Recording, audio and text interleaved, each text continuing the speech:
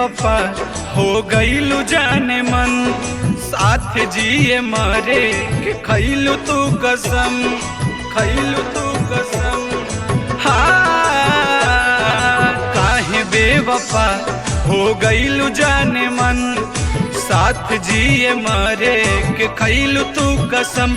तू त छोड़ी के हमके आजाद भइलू हो, के आजाद भइलू हो। लागे दूसरी यारी के पा गईलू हो, लागे दूसरी यारी के पा गईलू हो।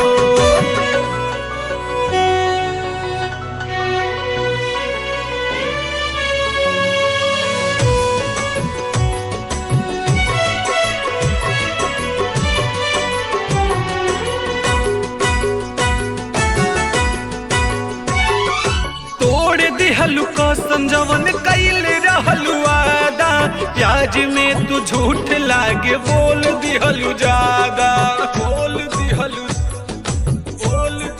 ज्यादा।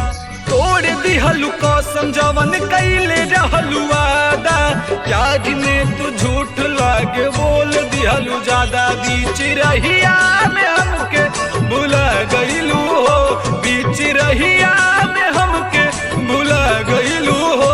लागे दूसरी यार के पा गईलू हो, लागे दूसरी यार के पा गईलू हो।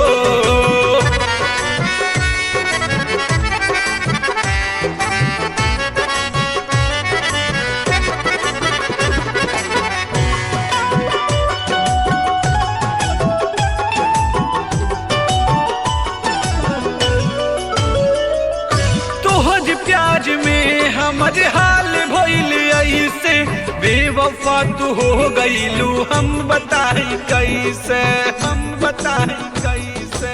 जा बेवफा तोहर प्याज में हमारे हाल भइल ऐसे, बेवफा तू हो गईलू हम बताई कैसे। सत्यम रंजन के संगे दगा कैलू हो, सत्यम रंजन के संगे दगा कैलू हो।